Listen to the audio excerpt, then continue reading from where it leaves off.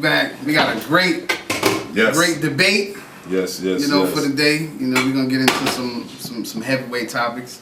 We got a question for everybody. Everybody hit us up. They hit us up on Twitter. They hit us up on Facebook and said, in likeness of some recent events, we posed a question as Table Scraps, and that question is what is more detrimental to American culture? Drugs and rock and roll or drugs and hip hop? Wow. Bam. And of course, we got the fellas hit scrap about that. Yes. So before we jump on the table to scrap, Chef, what we got cooking up? We're going to Philly, y'all. Okay. We're going to Philly. Ain't nothing wrong with that. We're going to have a full-fledged cheesesteak station going on over here today. Twice I got you. I know you don't doing the meat thing, so I got the fresh veggies for you, so you're going to get taken care of well. I do got 2 choices of cheese, provolone and some American. Fresh bread. I'm about to saute out some garlic, and I'm going in. I'm ready for one of these myself. That's what's up. Yes, sir. Yes, indeed. Quick question before I do go in. The cheesesteaks for y'all is going to be peppers, onions, and mushrooms. That's cool with everybody? Yes, sir. No complaints. What up? No complaints here. You the man. So let's get it, fellas. Drugs and rock and roll or drugs and hip hop? What's more detrimental to the culture? Well, let me touch on this first because I say it's drugs and hip hop. Why? Because hip hop crosses over into both environment, whether it's white, rock, touches the black community. So I think it's more detriment that way. To whereas rock and roll, even though there's a lot of people, but it only touches the. How many of us listen to rock and roll right now? True. See? See? 1 out of every 4. 1 out of 4 every black person. But no, but on real. On occasion, but hip hop crosses over boundaries. I'm listening to the old rock, nothing new. Right. But hip hop touches all boundaries. It crosses over. So it touches more people. True. And I think that's where the effect is. Because you got people popping mollies. You got people doing on that lean. On that lean, that scissor. That lean with the antifreeze in it, putting people out. Hopefully homeboy wakes up and realizes his life is more important, than just we got doing that. We got rappers, dropping, seizures and hemp. He overdosed. And I don't honestly. I don't think we talk about it enough. Especially, and I would have to agree with G that drugs and hip hop is probably more detrimental because hip hop is probably the biggest genre of music, period, right now. And so it's more influential. And you got a heavier effect on the kids, on the youth, and nobody is really taking them aside and say, okay, your favorite rapper is doing drugs and promoting drugs and a drug addict. Right. Is that the lifestyle you want? Now we're not saying, okay, this is not a war on drugs and hip hop, but we do need to be truthful. We do need to say, hey, we went from selling to using. Everybody used to be the neighborhood pushing. Now everybody in the neighborhood junkie. Right. They shaking and falling asleep. Exactly. I just don't get. What I don't get is you have I won't even get on weed. Because I won't put that in the category. And that's debatable. That's debatable. We don't get on weed, but when you talk about like these manufactured drugs that they mixing in a bowl and they like pills, the Molly, Molly, and I'm sweating.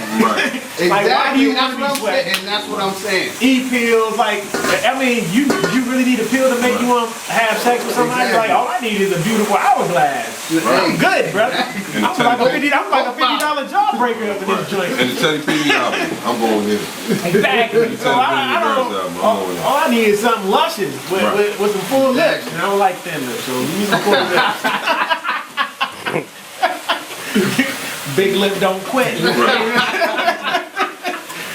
I think overall, hip hop is turning things out, and I don't know. I don't know what else we can do. PE said it a long time ago, bass, how low can you go? Exactly.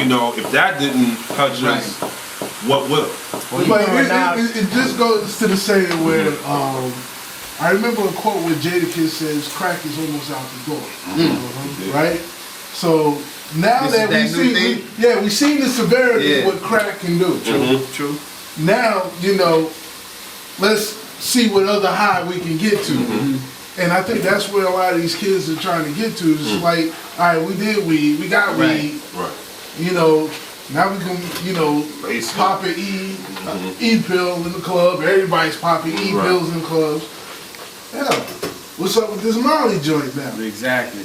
And I mean, hell, nobody. I mean, see what it is like there's no records of how serious it is until like you get, you know, until they start studying what's going on, and then they're gonna see like, oh, you know, this can cause major brain damage. It can kill you within a year. And it was already stupid. So will music always then promote the new drug or the drug of choice for that culture? Yeah. Always. Yeah. I mean, if it wasn't hip hop, it'd be something else. It'd be whatever genre that's popping. It'd be country. I mean, they'd be crying over their broken pickup truck and lost dog. You know, but you know what? That's why I can appreciate country, because country doesn't get into the old drug situation. Right. They only talk about relationship and having a beer. Right. Having a beer. Which is just as bad. This is another drug, but you know. It depends, because I mean, come on. I mean, you can buy it. You can buy alcohol. Right. You know what I'm saying? It's up to you how much you want to take. Right. True. And up to the bartender how much you gonna give you, serve you. Right. And you take. I mean, what happened to meth? Exactly.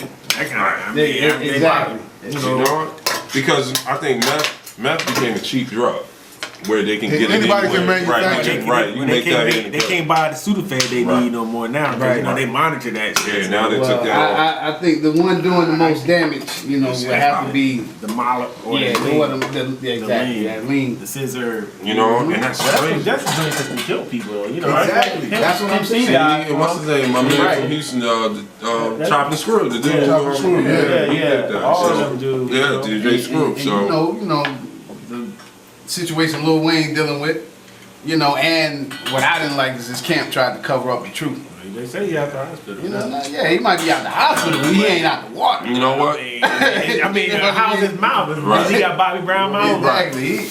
He ain't out the woods. He out the hospital though. When we had a discussion the other day, we talked, and you brought up something very interesting, and I never even looked at it. You know, does Cash Money promote this? Yeah. So Wayne can be matter dumb of fact, I think and be stupid and not understand the business side of what's going on. I think what they're doing over there with him is just like a pimp and a prostitute. So he's their whore, and they want him all drugged up so they can just keep the money in under wraps, you know, and keep him all drugged up. Because he a cash cow for them. Right, exactly. Right. So they need their cash cow. So they need the cash cows, but you know, I mean, none of that stuff is probably his. You know, any of that monetary stuff it's all belongs to the brothers, man. Cash Money. That's in my eyes, you know. So I mean, they treat him he's just a little prostitute. You know, I think. I mean, they kiss in the mouth, so I mean, ain't that same business? I mean,